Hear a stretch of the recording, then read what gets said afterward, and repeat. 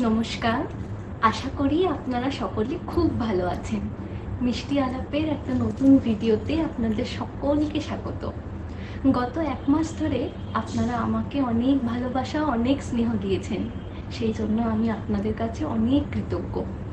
আজকের ভিডিওটা একটু অন্য ধরনের। আপনারা থাম্বনেল থেকে হয়তো বুঝতেই পারছেন, এটা একটা পরিচয় পর্ব।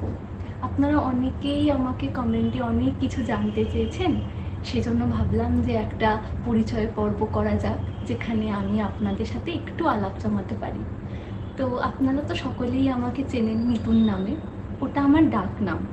আর ওকে আপনারা চেনেন রাজা নামে, ওটা ওর ডাক নাম। আমার ভালো নাম হলো আত্রেয়ী, আর রাজার ভালো নাম হলো কৌশিক। আমার জন্ম এবং বড় হওয়া তারকেশ্বরেই। আমি উচ্চ মাধ্যমিক পরীক্ষা দিয়েছি তারকেশ্বর উচ্চ বিদ্যালয় থেকে এবং মাধ্যমিক দিয়েছি তারকেশ্বর উচ্চ বালিকা বিদ্যালয় থেকে। তারপর উচ্চ মাধ্যমিক দেওয়ার পর জয়েন্টে চান্স পাই ফার্মাসিতে। তারপর ওই ফার্মাসি নিয়ে পড়াশোনা করেছি দুর্গাপুরের কলেজ থেকে, দিয়ে কলেজ ক্যাম্পাসিংয়ে ওখান থেকেই আমি চাকরি পাই। বর্তমানে আমি আইটি সেক্টরের ফার্মাকো ভিজিলেন্স ডিপার্টমেন্টে রয়েছি। আর ওরও বড় হওয়া মেদিনীপুরেই। ও মেদিনীপুরের থেকেই পড়াশোনা করেছে মাধ্যমিক এবং উচ্চ মাধ্যমিক। তারপর ও জয়েন্ট দিয়ে কম্পিউটার সায়েন্স ইঞ্জিনিয়ারিং নিয়ে পড়াশোনা করেছে। আর বর্তমানে ও এখন আইটি সেক্টরে চাকরি করছে। তো আমার এই ফার্মাসি পড়াটা নিয়ে আগ্রহ জন্মায় আমার দিদির থেকে। আমরা 2 বোন। আমার দিদিও জয়েন্ট দিয়ে ফার্মাসিতে চান্স পায়। তখন আমরা এই পড়াটা সম্বন্ধে অতটা জানতাম না। তো আমার মামাই বলেন যে এই বিষয়টা নিয়ে পড়াশোনা করলে অনেক ভালো হবে। তো তখন দিদি ফার্মাসি নিয়ে পড়ে দুর্গাপুর থেকে। তো ও যখন ফার্স্ট ইয়ারে, তখন ওর হাত ভেঙে যায়, ডান হাত ভেঙে গিয়েছিল।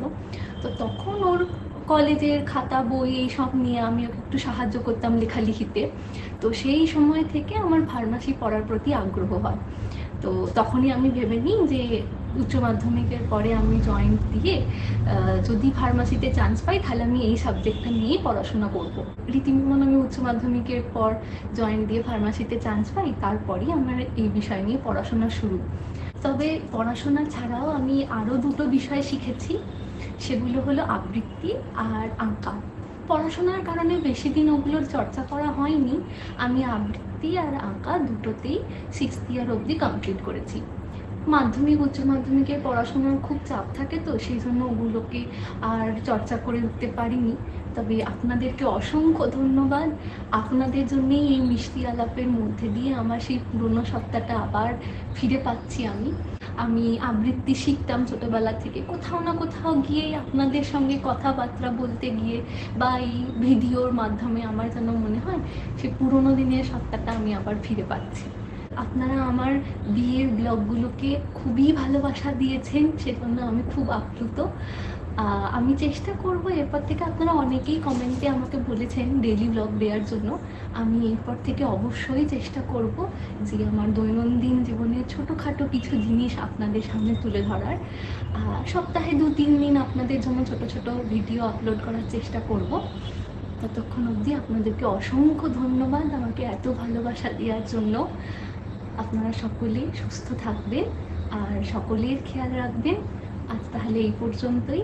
আবার দেখা হবে নতুন একটা ভিডিওতে। নমস্কার।